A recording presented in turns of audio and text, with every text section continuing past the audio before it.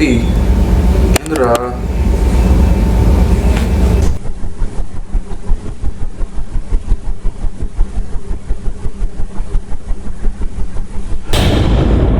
என் பேர் Karthik, medical student, 22 வயசு ஆகுது. உலகத்தில் இருக்கிற எல்லா விஷயத்தையும் ஒரு தடவையாச்சும் அனுபவிக்கணும்னு நினைக்கிற ஒரு பையன். இன்னைக்கு நான் இந்த ஹாஸ்பிட்டலில் இருக்கேன்னா அதுக்கெல்லாம் ஒரு சின்ன ஆசை தான் காரணம்னு சொன்னால் நம்புவீங்களா? ஆமாங்க, அந்த ஆசைக்கு ஒரு பேர் இருக்கு, ரெட் பில். வேற என்னங்க, போதை பொருட்கள் தான். அந்த ஆசையை நான் அனுபவிக்க இந்த 22 வருஷத்துல ஒரு வாட்டி கூட வாய்ப்பு கிடைக்கல. அந்த வாய்ப்பை ஏற்படுத்தி கொடுத்தவர் என்னோட காலேஜ் சீனியர் மைக்கேல் சார்.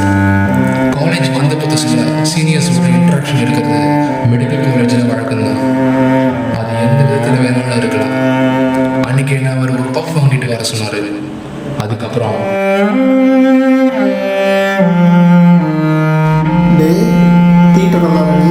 ஆமாம் சார்.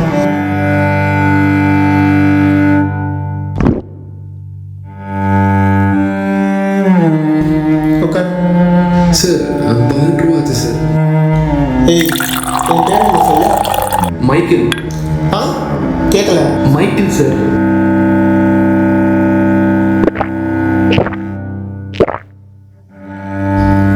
எவ்வளோ சொன்ன?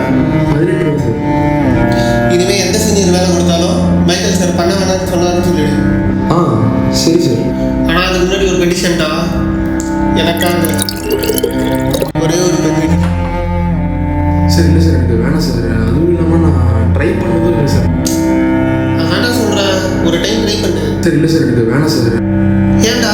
இல்லை சார், எனக்கு ஒரு மாதிரி பயமாக இருக்குது சார். எனக்கு அதான் சார் வேணாம் சார். சரி, உன் இஷ்டம். வாழ்க்கையில் போதையும் ஒரு சந்தோஷம் தான்டா.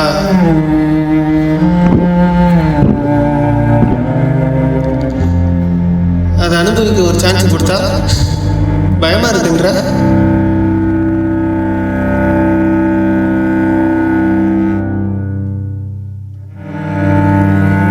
ஒரு பக்கம் ட்ரை பண்ணணும்னு ஆசை, இன்னொரு பக்கம் போதைக்கு அடிமை அடிவோம்னு பயம். ஆசைக்கும் பயத்துக்கும் நடுவில் பெரிய சந்தேகம் நடந்துச்சுங்க. கடைசியில் ஒரு முடிவுக்கு வந்தேன்.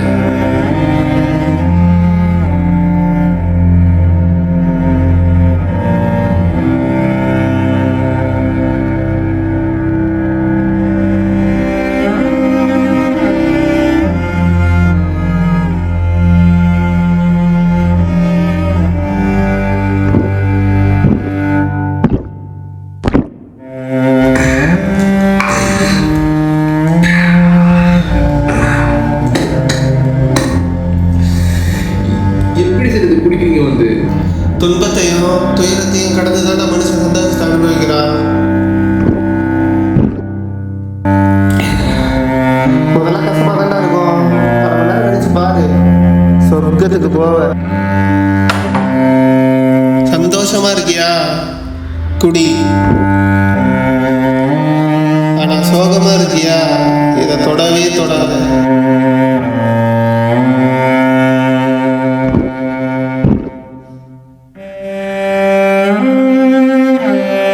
அதையும் மீறி நீ இதை தொட்ட, இதுக்கு நீ அடிமை தான்டா.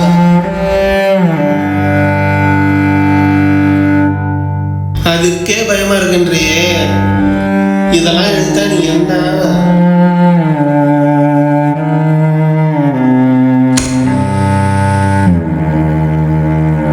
அது வாச்சு அரை மணி நேரம். இதை இழுத்தேன்னு வைய, உடனே சொர்க்கத்துக்கு போவேன். துன்பத்தையும் துயரத்தையும் கொடுத்து தான் மனுஷ சந்தோஷத்தை அனுபவிக்கிறான். உண்மைதான், கொஞ்ச நேரத்துக்கு சந்தோஷமாக தாங்க இருந்துச்சு. ஆனால் எனக்கு அப்போ தெரியல அதிகமாக சந்தோஷத்தை அனுபவிக்கிறேன்.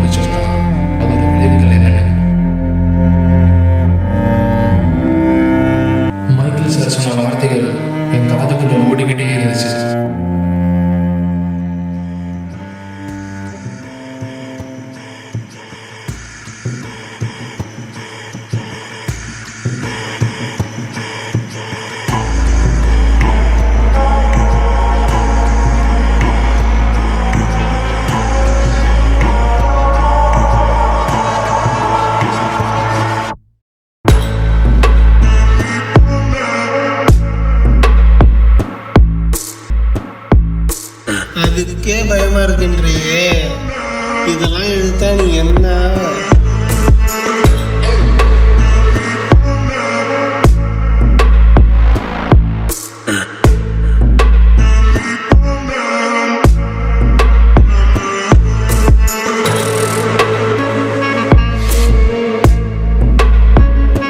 அது வாட்சி 1/2 மணி நேரம் இதை இழுத்தேன்னு வைய உடனே சொர்க்கத்துக்கு போவேன்.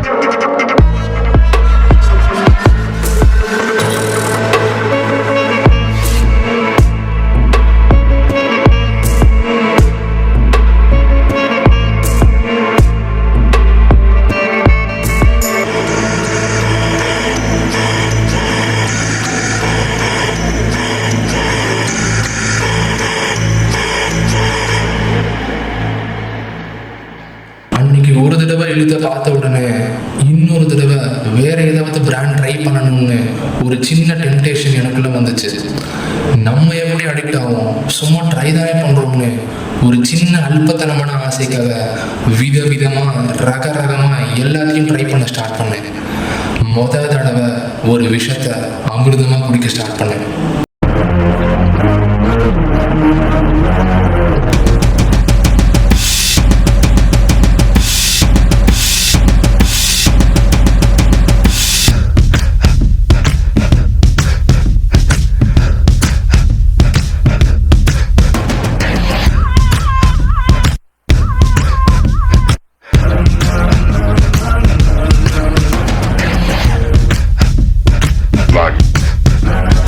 Lock.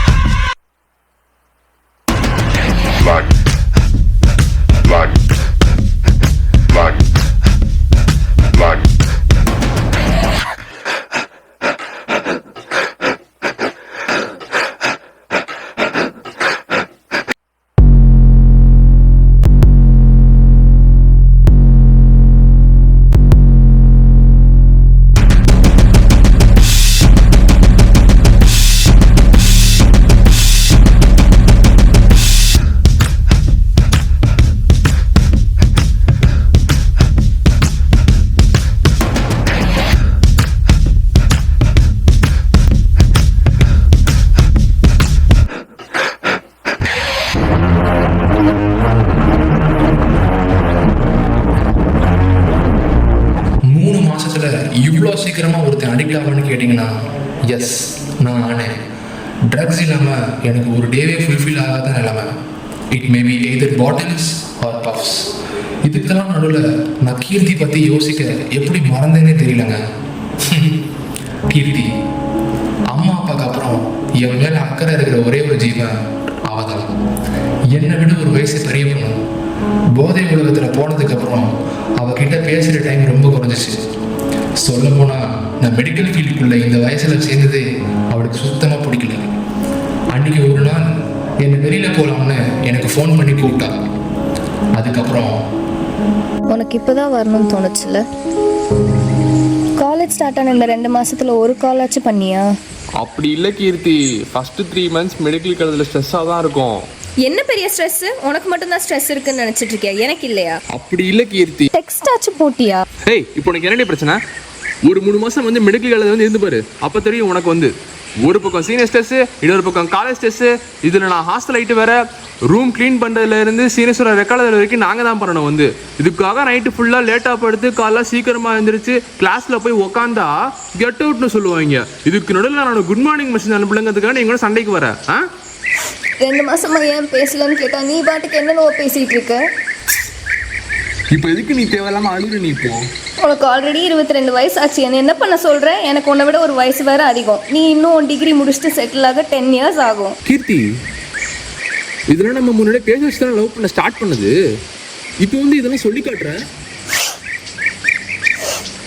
இன்னைக்கு நீ என்ன வெளியில போலாம் தானே கூப்பிட்ட, தேவையில்லாம எதுக்கு நீ இதெல்லாம் பேசிட்டு இருக்க? வந்து எங்க வீட்டில் எனக்கு அலையன்ஸ் ஃபிக்ஸ் பண்ணிட்டாங்க. இதை சொல்லிட்டு போறதுக்கு தான் வந்தேன். கீர்த்தி, எனக்கு புரியல. அப்போ நம்ம என்ன அந்த விஷயம் பண்ணதெல்லாம் அதெல்லாம் என்ன அர்த்தம் போகும்? ஆமா, எனக்கும் கஷ்டமா தான் இருக்கு. எங்க வீட்ல என்ன ஒரு சைட் போட்டு ப்ரெஷரைஸ் பண்ணிட்டே இருக்காங்க. நீ ஃபோன் பண்ணா எடுக்கிறது இல்ல. என்ன பண்ண சொல்ற? என்ன யோசிச்சு பார்த்தேன். அப்புறம் எங்க வீட்ல ஓகே சொல்லிட்டேன். கீர்த்தி பாரு, விளையாடாத.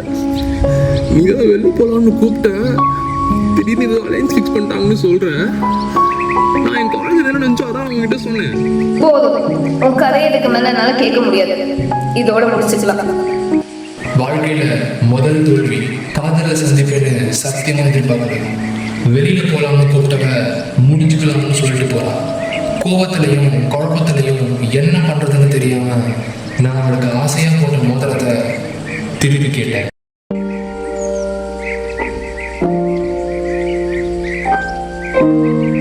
போதும், உன் கதையை இதுக்கு மேல என்னால கேட்க முடியாது. இதோட முடிச்சுக்கலாம்.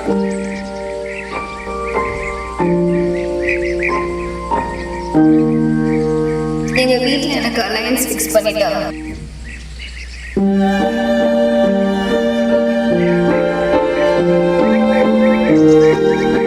கீர்த்தி, அந்த ரிங்கை கொடுத்துட்டு போ.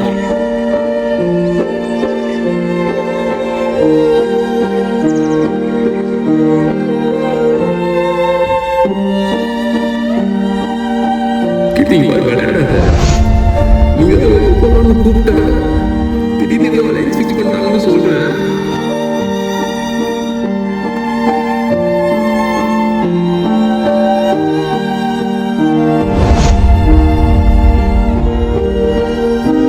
யோசிச்சு பார்த்தேன். அப்புறம் எங்க வீட்ல ஓகே சொல்லிட்டேன்.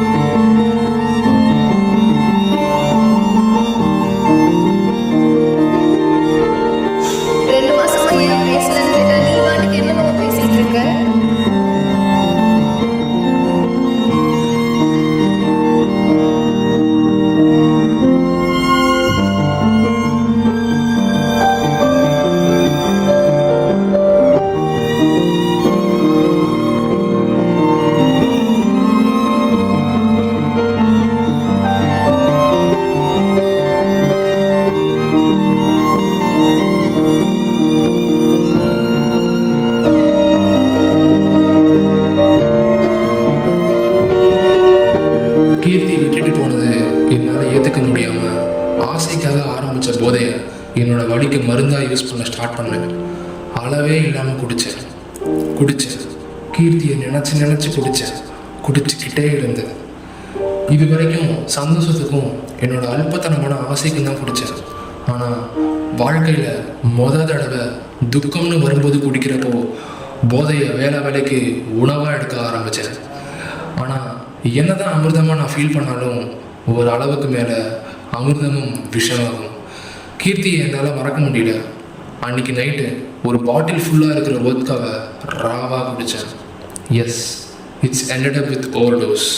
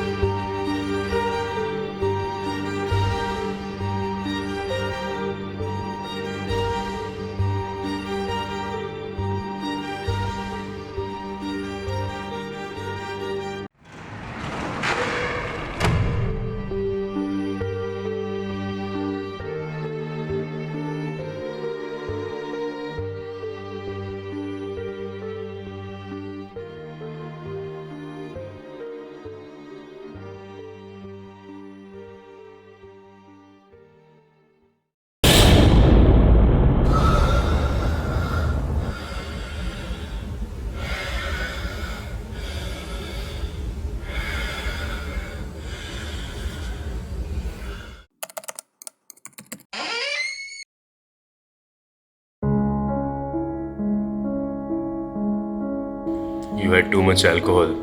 Your body couldn't handle it. You passed out. This time we stabilized you, but this is dangerous. Next time, you may not wake up. We've given you IV fluids and your vitals are stable now, okay? We'll keep him under observation. If he shows confusion, breathing difficulty, or doesn't respond, call us immediately. He needs strict monitoring. And honestly, he needs to stop drinking like this.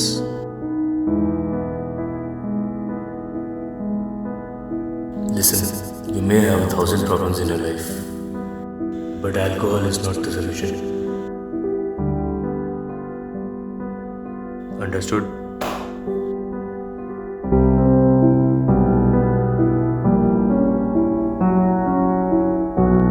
கீர்த்தியை மறக்கிறத விட இந்த போதைப் பொருட்களை விடுறதுக்கு எனக்குன்னு நிறைய distractions வச்சுக்கிட்டேன். எப்போதுமே என்னை பிஸியாக வச்சுக்கிட்டேன். ஒரு பக்கம் பேஸ்கெட் பால் ஜிம்லையும் இன்னொரு பக்கம் படிப்புலையும் கவனத்தை செலுத்தினேன். என்னோட காலேஜ் சைக்காட்ரிஸ்ட்டை 3 to 4 கவுன்சிலிங் செஷன்ஸ் அட்டன் பண்ணேன்.